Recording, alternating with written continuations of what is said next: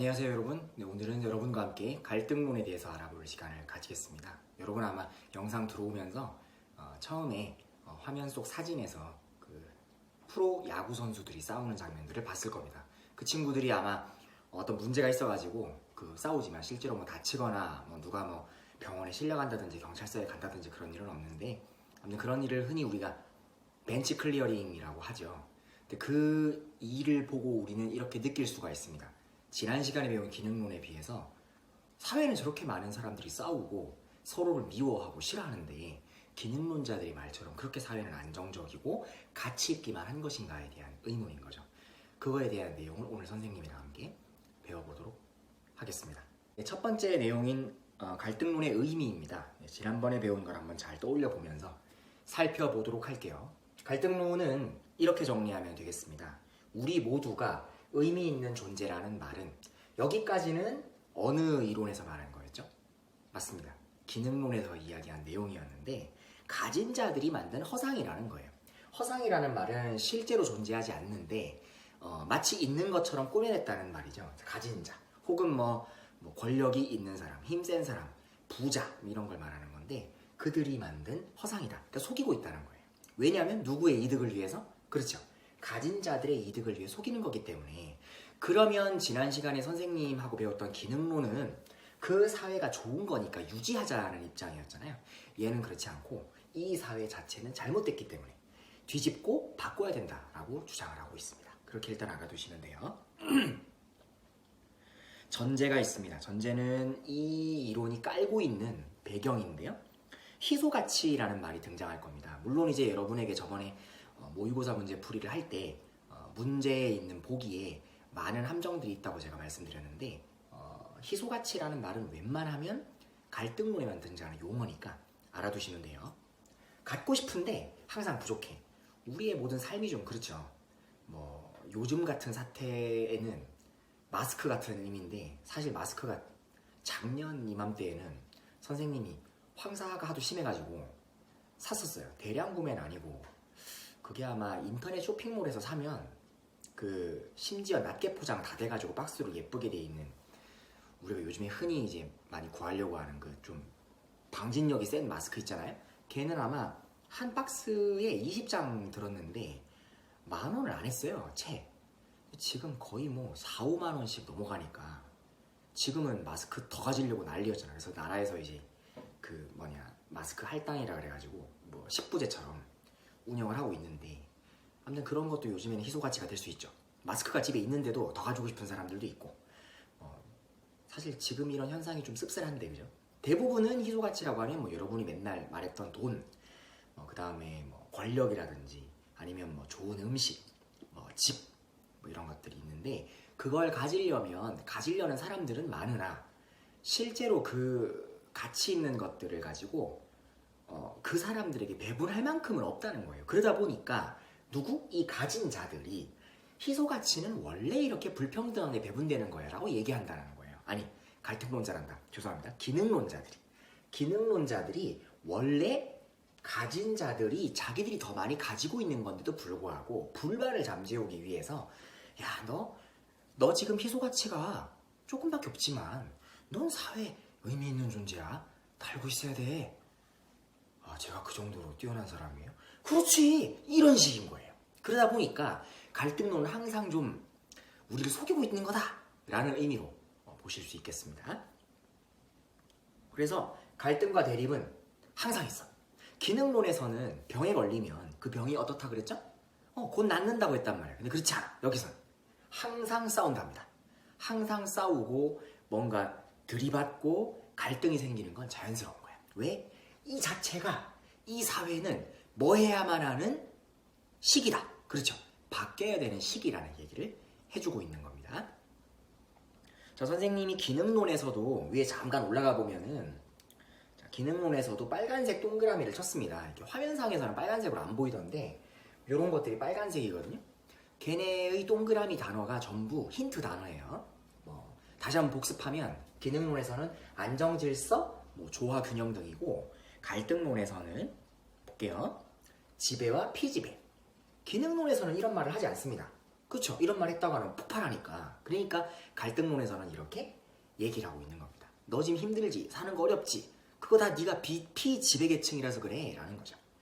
그런 의미를 보고 있는 거예요.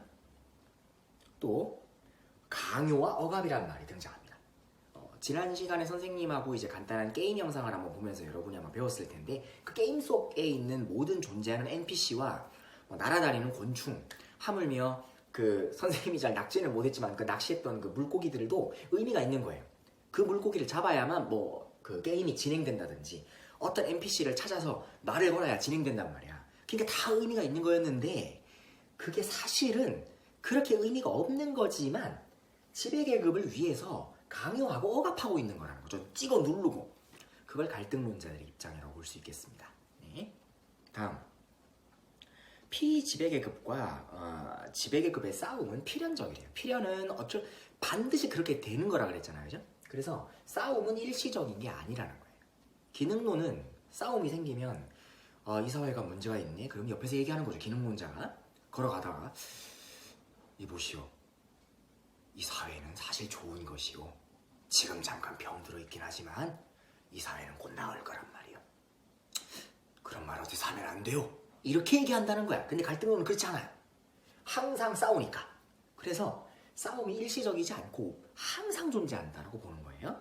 그 갈등이 사회 변동의 원동력이라고 적혀 있을 겁니다. 여러분 교재에는. 그래서 자연스럽다 이렇게 나와 있어요. 그렇게 여러분이 알고 있으면 됩니다. 지금 여러분 혹시 모르겠으면 9페이지입니다. 9페이지. 그 다음 또 중요한 말이 있습니다. 지배계급이 내 기득권, 이런 기득권이란 말 아마 많이 들어봤을 텐데 기는 이미 기자예요. 한문에. 득은 얻은 거죠. 권리를. 이미 권리가 있는 사람들을 말하는 거예요. 그 요즘에는 좀 식상한 용어가 됐지만 태어날 때부터 있는 집 혹은 뭐 권력을 가지고 있는 집의 자녀로 태어나면 뭐 금수저니 뭐 이런 말 하잖아요. 뭐 다이아 수저니 뭐 플래티넘 수저니 막 이러는데 그런 사람들을 기득권이라고 하죠. 가지고 있다. 사실 기득권은 더 세부적으로 들어갈 수 있는데 그 얘기는 좀 나중에 하고요. 아무튼 지배계급이 자기가 가진 권리를 계속 유지하려고 하는 거다. 그 용어, 이것도 힌트예요.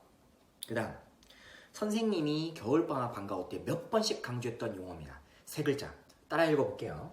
재생산입니다. 재생산. 뭐라고요? 그렇죠. 재생산.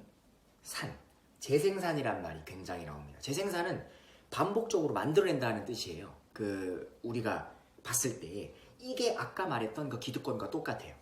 부모님이 좀 돈이 많아요. 가진 게 많고. 그러면 당연히 여러분 돈이 많든 안 많든 내 자녀는 선생님도 빨리 자녀를 갖고 싶은데 내 자녀에게 내가 좋은 것만 보여주고 싶고 좀 많은 걸 주고 싶잖아. 그래서 내가 만약에 부자면 이 내 자녀도 부자로 만들고 싶은 거죠. 그거를 대물림이라고 합니다. 이 대물림을 굉장히 지지해주는 것이다.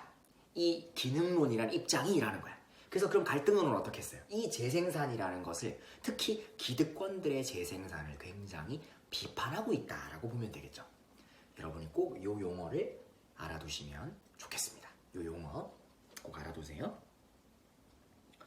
자, 의의가 있습니다. 좋은 점은 선생님이 줄은 치지 않았는데 사회에서 여러분 보면 되게 갈등이 많잖아요. 선생님이 오늘 그 동영상 맨 첫 번째 보여줬던 그 사진에서도 보이지만 맨날 싸운단 말이야. 그래서 기능론에서는 싸움을 인정하지 않았잖아요. 일시적인 거라고 했는데 갈등론에서는 그런 싸움들이 왜 일어날 수밖에 없는지에 대해서 설명해 줄 수 있는 거죠. 왜 저렇게 싸움이 많아요? 이 싸움은 필연적인 거야. 이렇게 단점이 있습니다. 볼게요. 너무 현실을 싸움을 하는 걸로만 단순화시킨다는 거야. 현실이 그렇게 답답하지만 않은데 선생님이 그 성모여고 와서 이제 올해가 만 10년째가 됐습니다. 만 10년째가 됐는데 여러분 지금 못 만나서 되게 아쉽고 여러분에게 되게 말하고 싶고 막 이런 게 많은데 그런데 실제로 여러분을 만나면서 느꼈던 것은 내가 어른들만 모인 사회에서는 그 어른들이 다 나빴다는 건 아닌데 상처를 받았던 적도 되게 많고 좀 자기 이득만 챙기는 경우도 많았다는 거예요. 그런데 실제로 물론 사람마다 케이스 바이 케이스겠지만 우리 성모여고 친구들은 그런 점보다는 뭔가 선생님이 얘기했을 때 도와주려고 하고 조금이라도 경청해 주려고 하는 태도들이 많이 보였다는 거예요. 그런 모습을 보고 선생님이 더 잘해줘야 되겠다. 더 많이 수업 준비를 해야 되겠다. 그런 생각을 할 때가 많았거든요.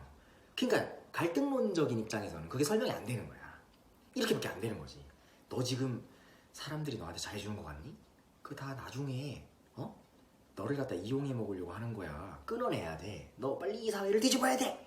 이렇게밖에 안 된다는 거죠. 그래서 너무 이 사회를 싸움과 싸움의 장으로만 단순화한다. 이게 갈등론의 가장 큰 단점이 되겠습니다.